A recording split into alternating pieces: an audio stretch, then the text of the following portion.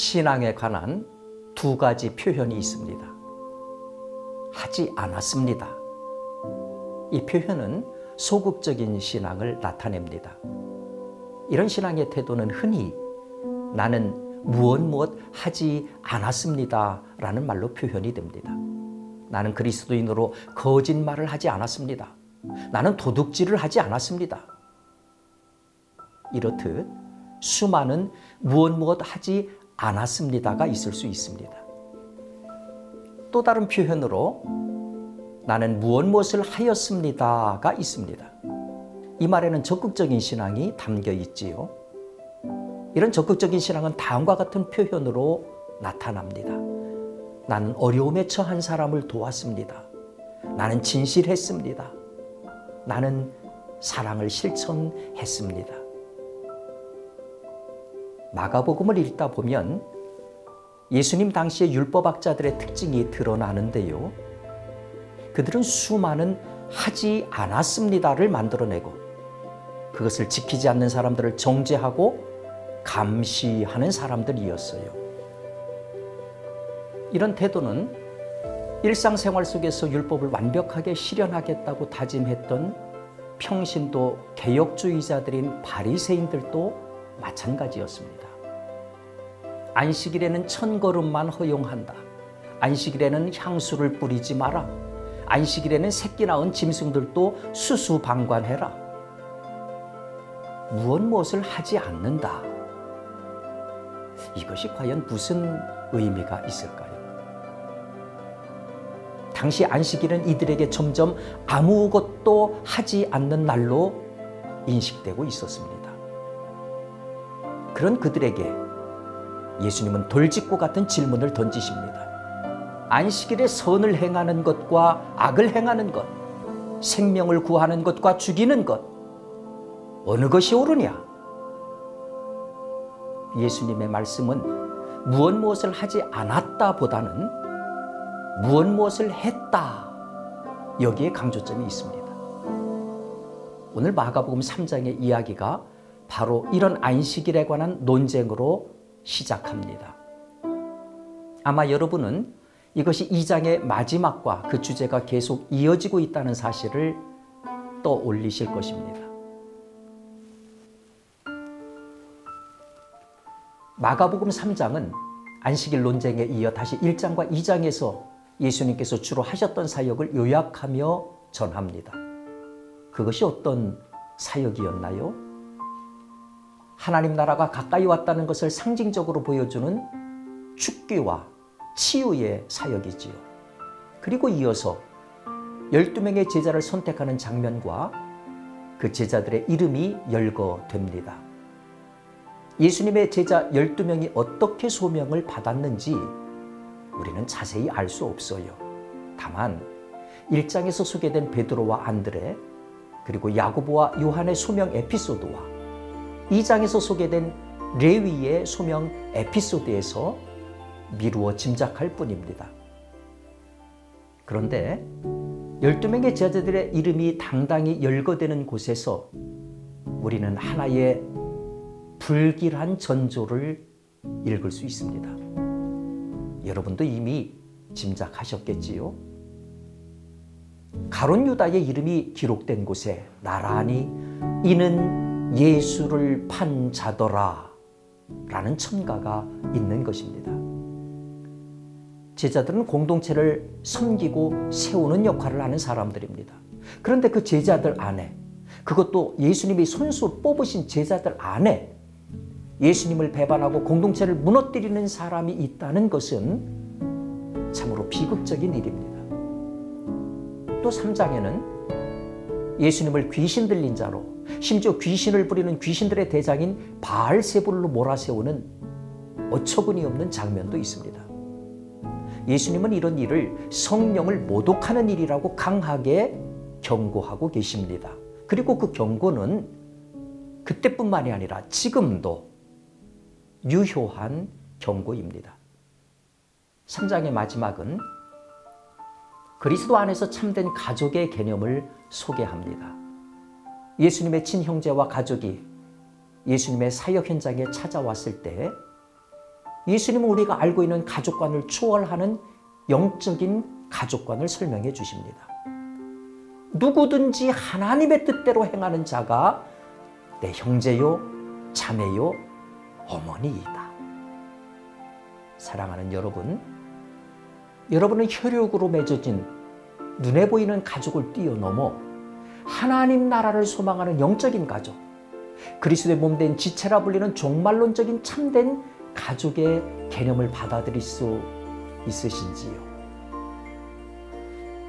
그럼 이제 마가복음 3장 속으로 들어가서 예수님은 어떻게 말씀하시는지 들어보겠습니다.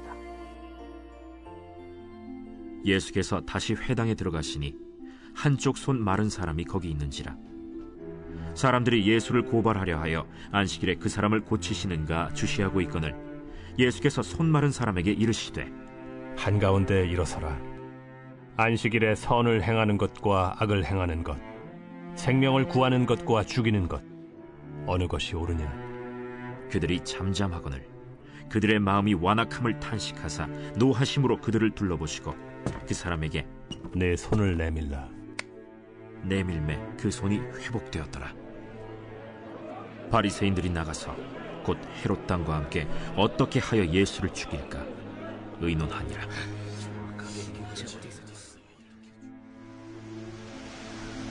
예수께서 제자들과 함께 바다로 물러가시니 갈릴리에서 큰 무리가 따르며 유대와 예루살렘과 이두메와 요단강 건너편과 또 두로와 시돈 근처에서 많은 무리가 그가 하신 큰 일을 듣고 나오는지라.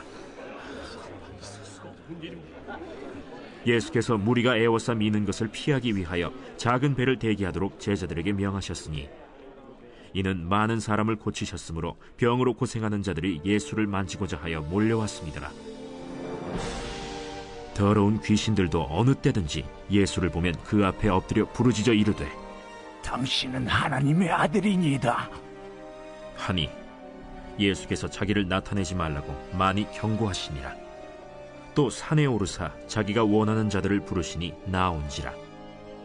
이에 12를 세우셨으니 이는 자기와 함께 있게 하시고 또 보내사 전도도 하며 귀신을 내쫓는 권능도 가지게 하려 하심이로라. 이 12를 세우셨으니 시몬에게는 베드로란 이름을 더하셨고 또 세베대의 아들 야고보와 야고보의 형제 요한이니 이 둘에게는 보아너게 곧 우레의 아들이란 이름을 더하셨으며 또 안드레와 빌립과 바돌로메와 마테와 도마와 알페오의 아들 야고보와 및 다데오와 가나나인 시몬이며 또 가룟 유다니 이는 예수를 판 자더라. 집에 들어가시니 무리가 다시 모이므로 식사할 겨를도 없는지라. 예수의 친족들이 듣고 그를 붙들러 나오니 이는 그가 미쳤다 하밀러라. 예루살렘에서 내려온 서기관들은 그가 바알세불이 집혔다 하며 또 귀신의 왕을 힘입어 귀신을 쫓아낸다 하니 예수께서 그들을 불러다가 비유로 말씀하시되 사탄이 어찌 사탄을 쫓아낼 수 있느냐? 또 만일 나라가 스스로 분쟁하면 그 나라가 설 수 없고 만일 집이 스스로 분쟁하면 그 집이 설 수 없고 만일 사탄이 자기를 거슬러 일어나 분쟁하면 설 수 없고 망하느니라. 사람이 먼저 강한 자를 결박하지 않고는 그 강한 자의 집에 들어가 세간을 강탈하지 못하리니 결박한 후에야 그 집을 강탈하리라. 내가 진실로 너희에게 이르노니 사람의 모든 죄와 모든 모독하는 일은 사심을 얻되 누구든지 성령을 모독하는 자는 영원히 사심을 얻지 못하고 영원한 죄가 되느니라. 이는 그들이 말하기를 더러운 귀신이 들렸다 함이로라. 그때 예수의 어머니와 동생들이 와서 밖에 서서 사람을 보내어 예수를 부르니 무리가 예수를 둘러앉았다가 보소서, 당신의 어머니와 동생들과 너희들이 밖에서 찾나이다. 누가 내 어머니이며 동생들이냐 하시고 둘러앉은 자들을 보시며 내 어머니와 내 동생들을 보라. 누구든지 하나님의 뜻대로 행하는 자가 내 형제요 자매요 어머니이니라.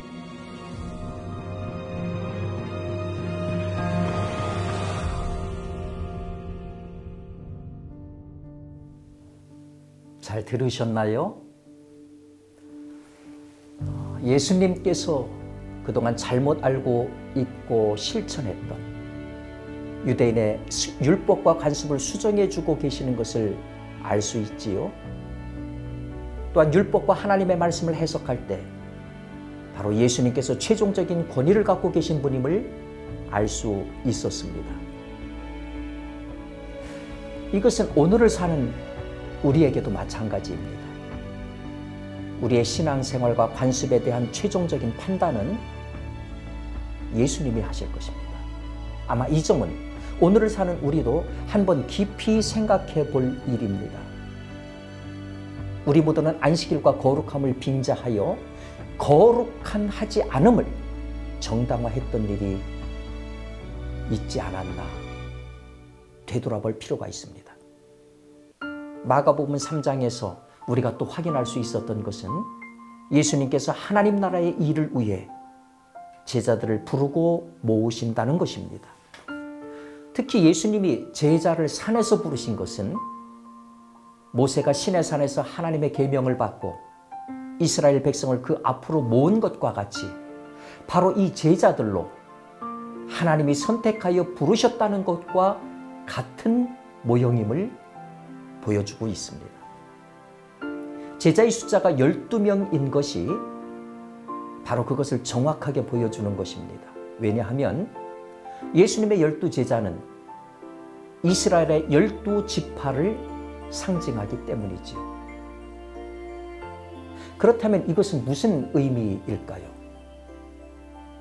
바로 예수님이 부른 제자들, 그리고 예수님이 부르신 우리들은 새로운 이스라엘로 하나님의 주권 안에 들어온 하나님의 백성들이라는 의미입니다. 그리고 하나님의 나라의 일을 함께하는 예수님의 동역자, 하나님의 동역자들이라는 뜻입니다. 이어지는 바알세불에 대한 이야기에서는 여러분도 잘 들으신 것처럼 예수님의 부르심을 받아 하나님의 일을 하는 사람들을 회방하고 방해한다면 그것은 곧 성령의 사역을 회방하고 방해하는 것과 동일한 것이라는 말이 나옵니다. 더구나 그와 같은 일들은 용서받지 못하는 죄를 범하는 것과 같다. 엄중한 경고이기도 합니다. 반대로 하나님의 뜻대로 행하는 사람들은 모두 한 가족이며 서로를 형제 자매라고 부릅니다. 그래서 우리는 교회 안에서 한 피를 나눈 형제와 자매가 아닌데도 서로를 형제와 자매라고 부릅니다. 정말 우리 모두는 하나님의 가족, 거룩한 가족, 성가족입니다. 사랑하는 여러분, 우리는 이제 왜 예수 그리스도를 믿는 공동체의 일원을 형제와 자매라고 부르는지 분명히 알게 되었습니다. 그것은 바로 예수님께서 우리를 그렇게 한 가족이라고 부르고 그렇게 만들어 주셨기 때문입니다. 우리의 육적인 관계, 가족 관계를 넘어 하늘나라로 긴 여행을 함께 떠나는 영적인 가족이 있다. 이 얼마나 든든한 일입니까? 사랑하는 여러분, 한번 옆을 둘러보시기 바랍니다. 오늘 예수님의 말씀처럼 옆에 있는 사람이 나의 형제와 자매로 보일 때 그때야 비로소 우리가 사는 세상도 바뀌는 것입니다.